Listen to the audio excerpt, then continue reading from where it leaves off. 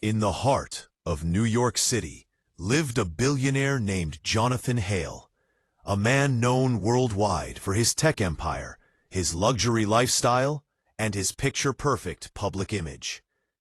But behind the glittering glass walls of his Manhattan penthouse was a truth he kept hidden from the world, a truth that broke him every single day. Jonathan had twins, two beautiful children, Noah and Nora. They were born prematurely, and doctors delivered heartbreaking news. Both twins were paralyzed from the waist down and unable to speak. For Jonathan, who had spent his entire life controlling every detail of his world, this was the one thing he had no power over.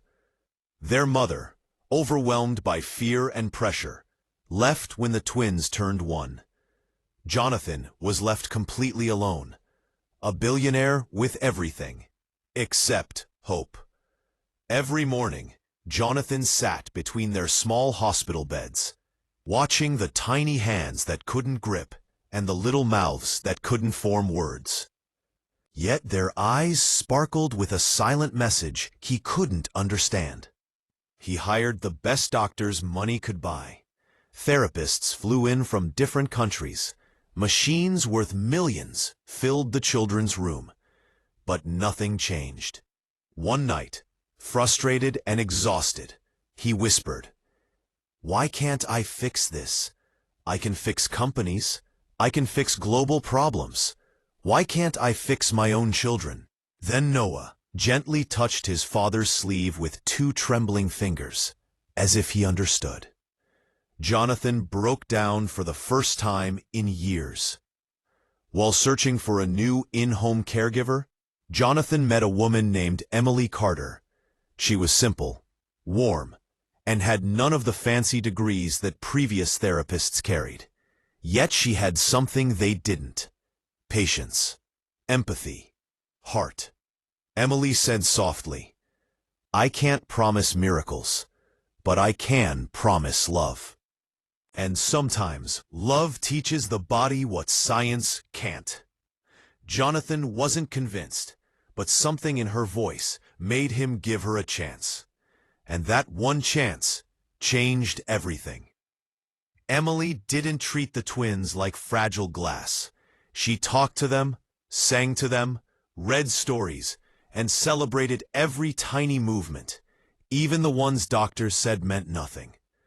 Day by day, something unbelievable began happening. Noah started moving his fingers more confidently. Nora lifted her head during story time. Their eyes followed Emily everywhere. They smiled, truly smiled, for the first time in years. Jonathan watched this transformation with disbelief. How are you doing this?" he asked. Emily smiled. "I'm not healing their bodies. I'm speaking to their souls. And when the soul grows stronger, the body follows." One morning, as sunlight streamed through the penthouse windows, Emily held up colorful flashcards. "Noah, Nora, can you show me which one is the son?" Noah slowly lifted his hand, shaking, trembling, and touched the card. Jonathan froze. His heart stopped.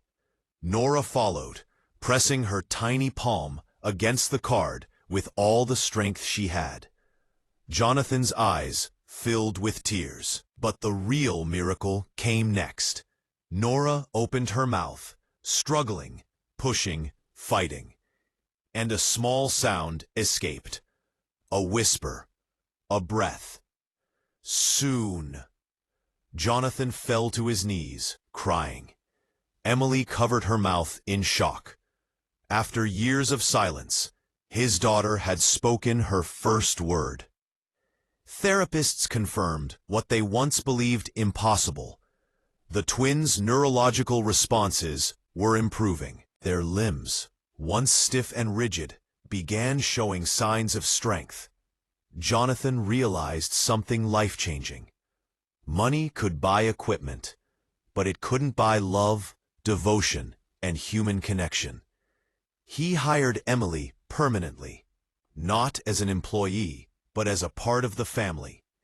He created the Hale Foundation, one of the largest disability support charities in the country, offering free therapy and emotional care programs inspired by Emily's methods. 2 years later, the twins, still limited but far stronger, rolled their wheelchairs onto a beach for the first time and laughed loudly, voices full of life.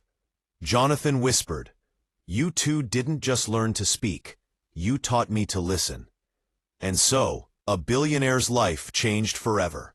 Not because of money, but because 2 silent children taught him what real strength looks like.